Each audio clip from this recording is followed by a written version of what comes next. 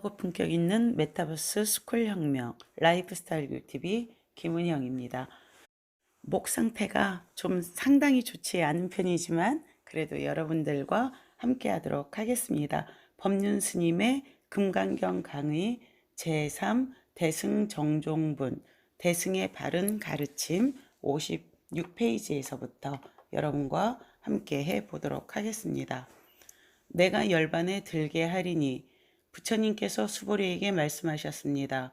모든 보살 마하살은 이와 같이 그 마음을 항복받아야 한다. 존재하는 모든 중생의 종류, 즉 알로 나는 것, 태로 나는 것, 습기로 나는 것, 화하여 나는 것, 빛이 있는 것, 빛이 없는 것, 생각이 있는 것, 생각이 없는 것, 생각이 있는 것도 아니고 생각이 없는 것도 아닌 것을 내가 다 완전한 열반에 들게 제도하리라. 중생은 자기 뜻대로 일이 되지 않으면 괴로워합니다. 남편이 돈을 못 벌어서, 자식이 공부를 못해서, 부모가 이혼을 해서, 친구가 배신을 해서 등등 갖가지 이유를 대며 괴로워합니다. 이는 세상이 내가 원하는 대로 이루어져야 하는데 그렇지 않아서 괴롭다는 뜻이지요. 내가 괴로운 이유가 하나같이 다 다른 사람 때문이라는 것입니다. 이게 사람의 마음입니다. 그러니 자연히 나보다 힘이 센 존재, 내 힘으로는 어찌할 수 없는 일을 단번에 해결해 줄 수 있는 존재, 즉 신이라는 존재에 매달려 제 뜻을 이루게 해달라고 비는 것입니다. 이처럼 답답한 우리 삶의 문제를 어떻게 하면 해결할 수 있겠습니까? 하고 수보리가 묻습니다.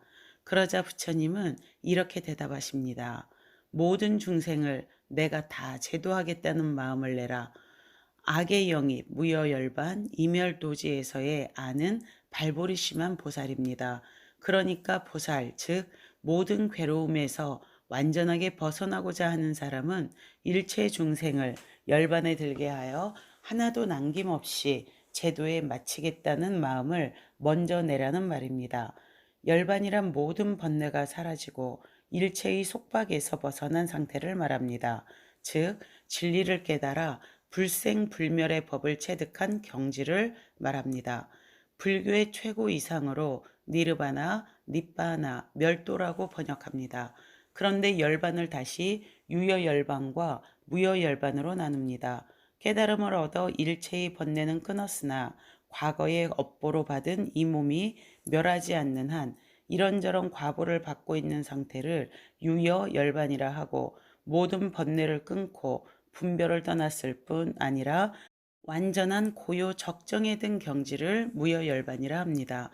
그런데 지금까지 내 마음 하나 제대로 간수하지 못해 고통에 몸부림치다가 이제야 겨우 내 인생의 주인이 되어보려고 보리심을 일으켰는데 그런 사람에게 부처님은 베푸는 마음을 내라, 주는 마음을 내라.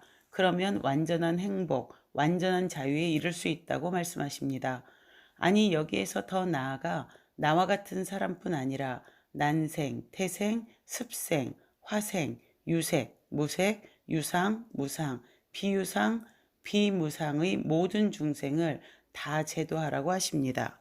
불교에서는 일체 중생을 태어나는 방식에 따라 육신의 존재 여부에 따라 또는 생각의 유무에 따라 구분지어 분류합니다. 태어나는 방식으로는 아래서 깨어나는 난생, 부모의 태에서 비롯되는 태생, 습기로부터 나오는 습생, 부모의 몸체에서 분열되어 번식하는 화생, 이렇게 네 가지로 분류합니다. 또 육신의 존재 여부를 기준으로 유색과 무색으로 나눕니다. 가령 지옥 중생의 경우는 육신은 없고 정신작용만 존재하는 무색에 해당하는 존재입니다. 또 정신작용을 기준으로 유상과 무상, 비유상, 비무상의 세 가지로 구분합니다. 이렇게 내 문제도 해결 못해 절절매는 사람에게 이 모든 종류의 중생을 다 제도해 열반에 들게 하라니 도무지 이해가 안 가는 말씀입니다. 아니, 과연 우리 같은 중생이 그럴 힘이 있기나 한 건지 믿기지 않는 말씀이기도 합니다. 술이 보약. 결혼한 이래로 허구한 날 술에 취해 주정하는 남편 때문에 가슴앓이를 해온 부인이 있었습니다. 그 부인은 20년 동안 제발 우리 남편 술 끊게 해달라고 지성으로 기도를 드렸고 이제는 술만 봐도 독약으로 보일 지경이라고 했습니다. 그렇게 술 마시는 남편 때문에 괴로워하는 부인에게 제가 말했습니다. 보살님, 오늘부터 매일 아침에 108배를 하면서 부처님, 우리 남편에게는 술이 보약입니다. 이렇게 기도하세요. 그리고 남편에게는 술이 보약이니 지금부터 술을 잘 챙겨 먹여야 합니까? 안 먹여도 됩니까? 잘 챙겨 먹여야 합니다. 그러니까 오늘부터 하루도 빠짐없이 남편에게 술상을 잘 차려주세요. 그래서 이 부인은 그날 이후로 제 말대로 술상을 차려내기 시작했는데 막상 술상을 받은 남편은 고맙다는 인사는커녕 이 여자가 절에 가더니 미쳤나 하고 욕만 하더랍니다. 보통은 이렇게 한 사흘쯤 하다가 남편이 험한 말을 하면 그래 내가 미쳤지. 내가 처음부터 저 인간은 안 될 줄 알았다 하면서 그만둬 버립니다. 그래서 아침마다 108배 기도를 해야만 그런 고비를 이겨낼 수가 있습니다. 그 부인은 꼬박 한 달을 쉬지 않고 기도했습니다.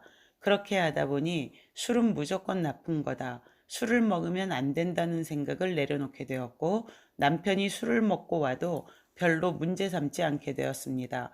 아니 오히려 남편이 술을 많이 먹고 온 날은 술상을 차리지 않아도 되니까 좋다는 생각까지 들었습니다.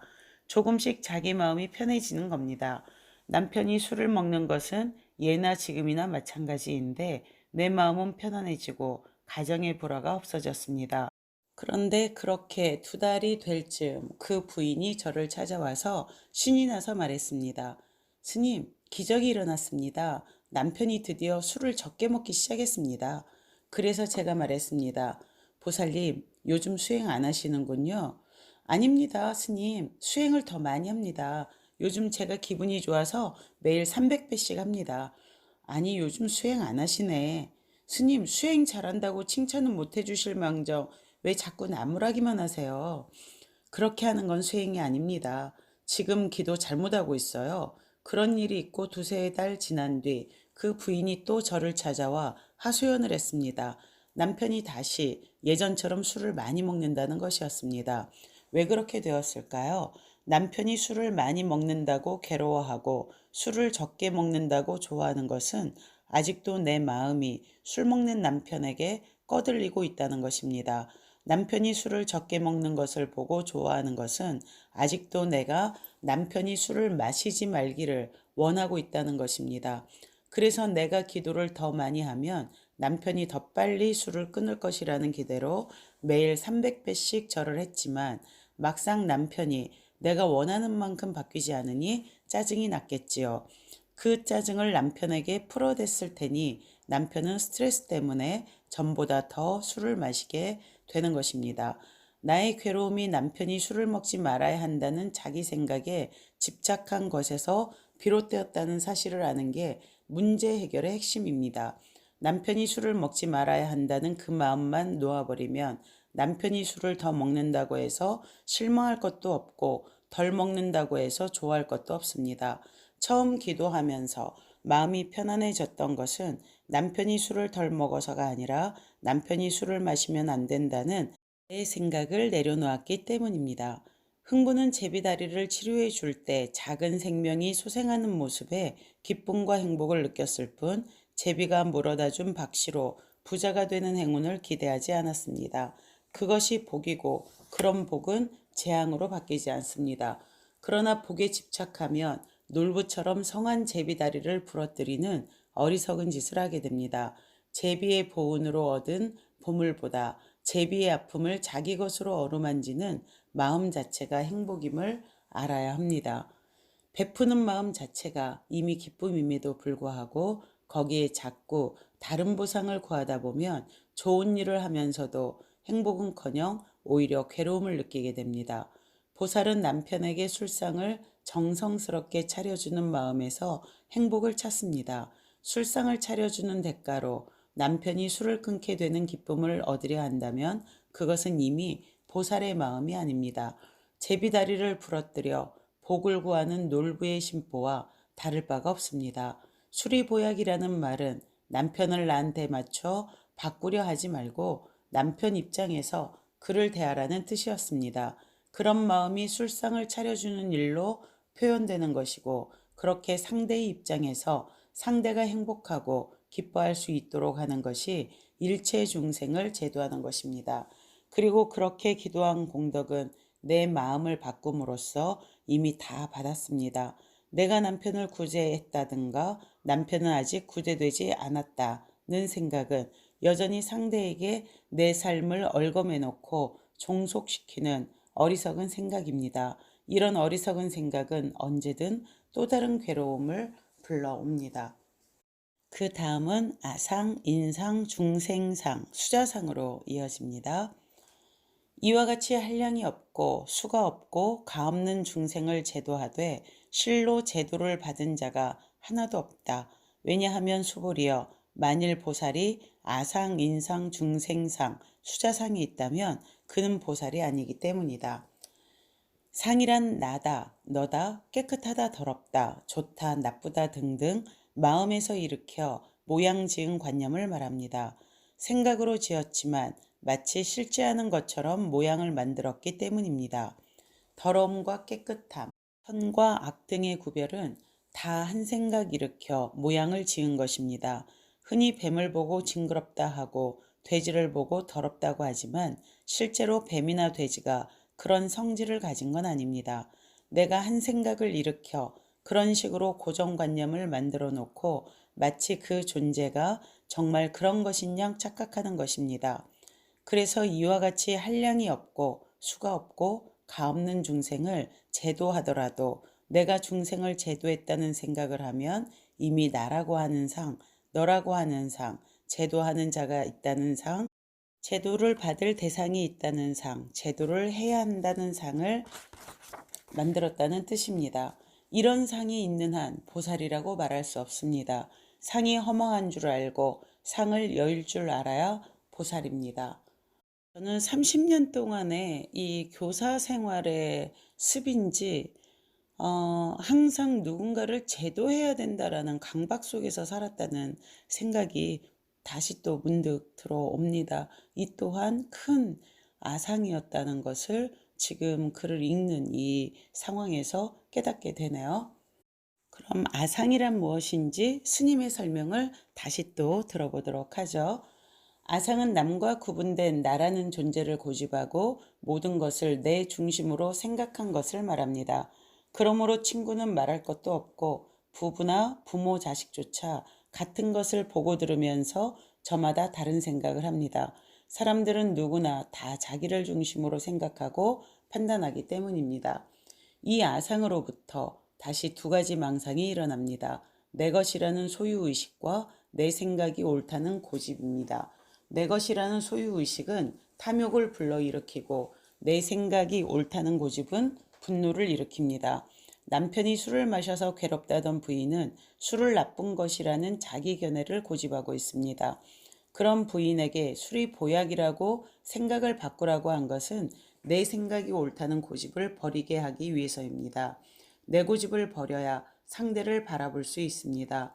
아상에 빠진 사람은 수천 수만의 그물코 가운데 오직 한 코만을 잘라 이것이 그물이다 라고 외치는 것과 같습니다. 한 그물 코만 가지고는 그물이 될 수 없듯이 아상에 빠져 있으면 실제의 이치를 알지 못하고 늘 실상과 동떨어진 세계관에 빠져 살게 됩니다.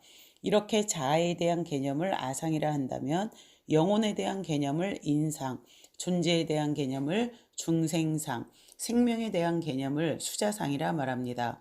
다른 한편으로는 상의 범위를 구분짓는 경계에 따라서 나와 너를 구별하는 아상, 인간과 비인간을 구별하는 인상, 생명과 무생명을 구별하는 중생상, 존재와 비존재를 구별하는 수자상으로 분류하기도 합니다. 그러나 그것을 무엇이라 부르든 다른 것과 구별되고 변하지 않는 어떤 존재를 상정한다면 그것은 모두 상이 됩니다.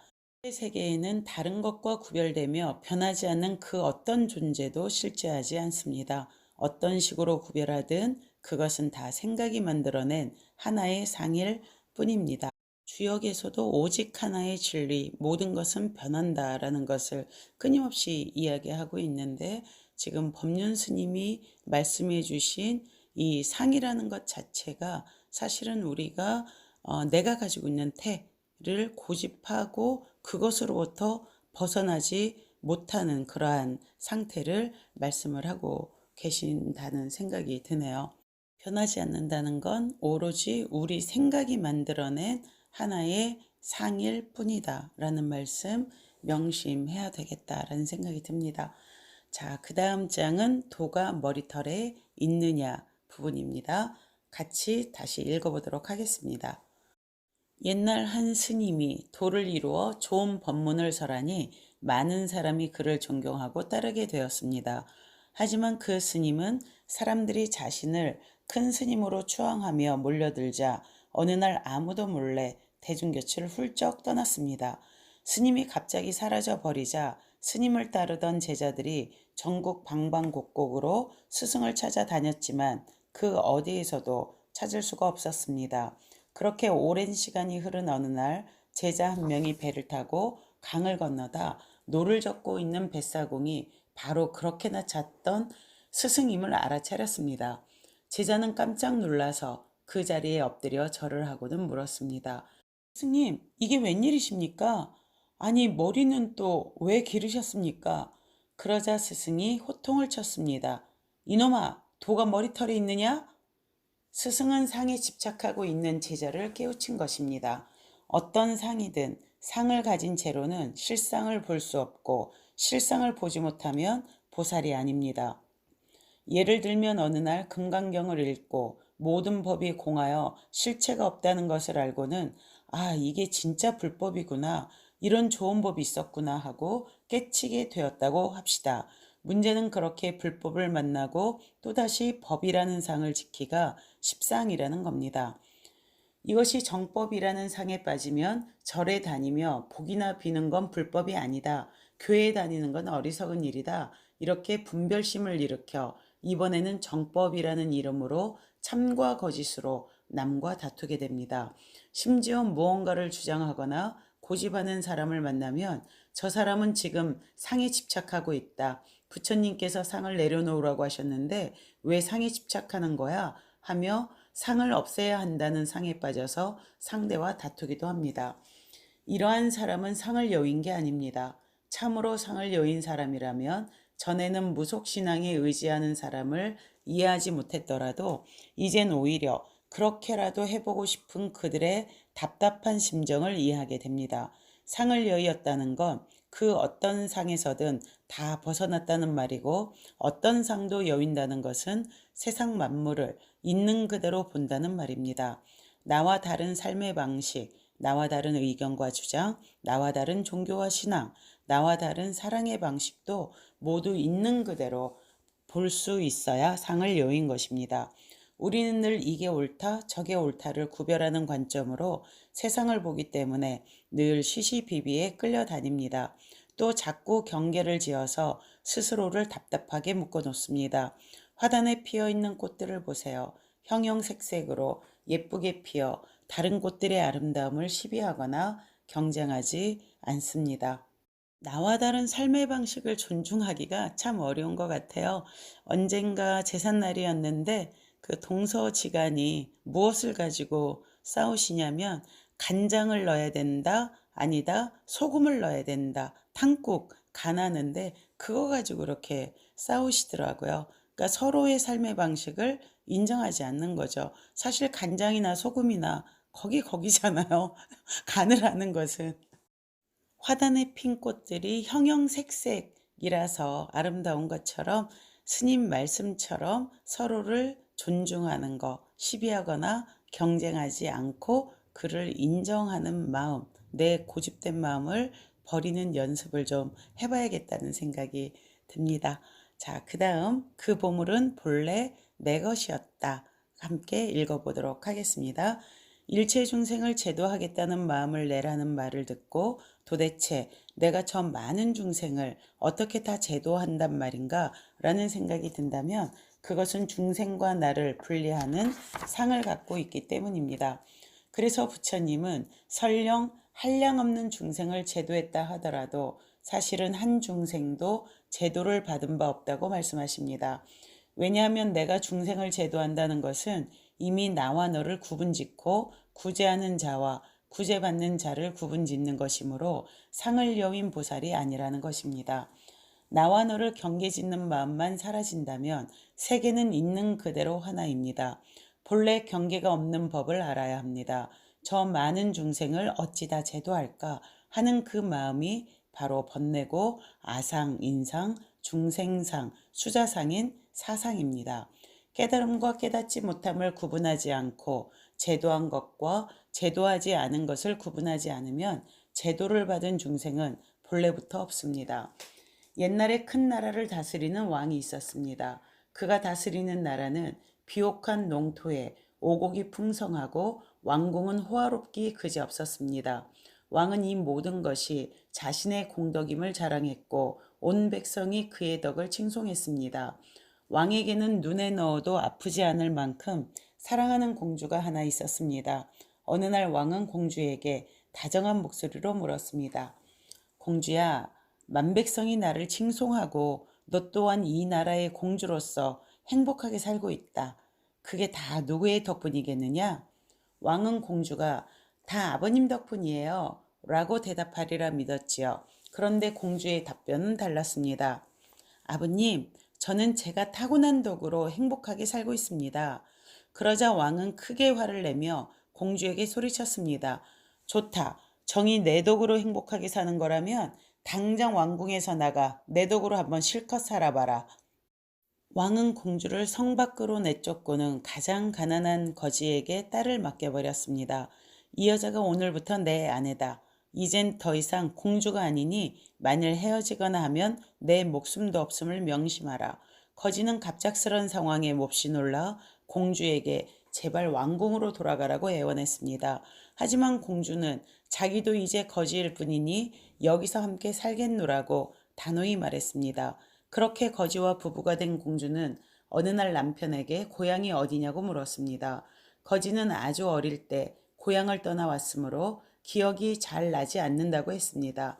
공주는 거지와 함께 기억을 더듬어 마침내 고향을 찾았지만 어렵게 찾은 고향집은 이미 잡초만 무성한 폐허가 되어 있었습니다. 공주는 마을을 찾아다니며 그 집터에 누가 살았고 어쩌다 그렇게 폐가가 되었는지를 물었습니다. 마을 사람들은 그 집이 아주 큰 부자였는데 오래전에 도적단의 습격으로 온 가족이 몰살되고 집까지 불타버렸다고 했습니다. 그리고 그 집에 나이 어린 아들이 하나 있었는데 그 아들만 간신히 살아남아 어딘가로 피신한 뒤로 소식이 끊겼다고 했습니다. 공주는 집터를 이리저리 둘러보다가 한 곳을 가리키며 남편에게 그곳을 파보라고 했습니다. 공주가 가리킨 그곳에는 무수한 보물이 묻혀 있었습니다. 거지의 부모들이 죽음을 무릅쓰고 지킨 보물이었습니다. 보물을 찾은 두 사람은 그 터에 다시 호화로운 집을 짓고 행복하게 살았습니다.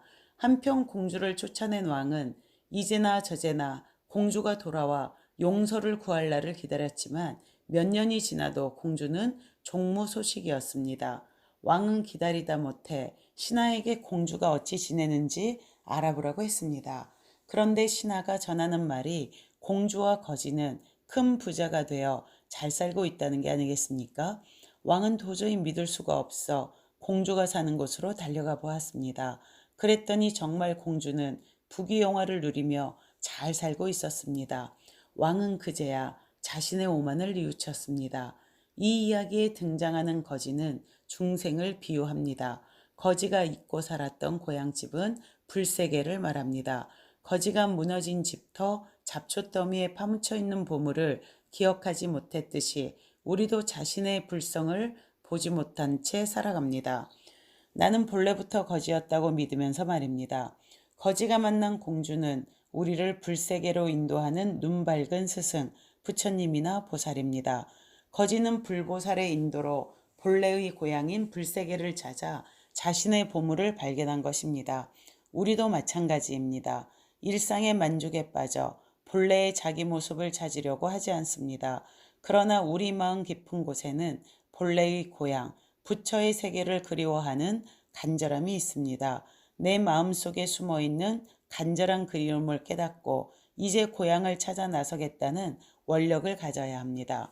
공주와 거지가 부부라는 설정은 부처와 중생이 둘이 아닌 한 몸임을 상징합니다. 너와 내가 한 몸임을 아는 보살은 내가 너에게 보물을 찾아주었다는 식의 분별을 갖지 않습니다. 또한 공주가 아무리 정성껏 거지를 도왔어도 보물의 본래 주인이 거지인 것처럼 보살이 아무리 중생을 제도하기 위해 애썼더라도 깨달음은 중생 스스로의 것입니다. 보살은 다만 중생이 보물을 되찾을 때 마치 자신이 보물을 찾은 듯이 함께 기뻐할 뿐입니다. 제가 경전반 수업할 때 금강경 수업에서 여기를 제일 좋아했던 것 같아요. 그리고 처음으로 일종의 이런 걸 깨달음이라고 해야 될까요? 내 안에 보물이 있지. 나는 내 안에 있는 보물도 캐지 않고 다른 사람들의 보물만 캐주러 돌아다녔구나. 내가 너무나 교만했고 내가 나를 사랑하지 않고 돌보지 않았고 주인된 삶을 살지 않았구나 하는 생각으로 굉장히 저 자신을 돌이켜보게 되는, 깊이 돌이켜보게 되는 기회가 되었었던 것 같습니다. 금강경 다시 이렇게 읽어 나가니까 지금 목소리 상태는 매우 좋지 않지만 그럼에도 불구하고 무척 감사의 마음이 올라오네요. 매일 읽는다는 것이 하나의 숙제이기도 하지만 이 관점을 바꾸어서 생각도 변해야 한다고 앞부분에서 가르침을 주셨잖아요. 나는 매일매일 보물을 캐고 있다라는 생각으로 마음을 다해서 정성을 다해서 계속 금강경 읽어 나가도록 하겠습니다. 성불하십시오.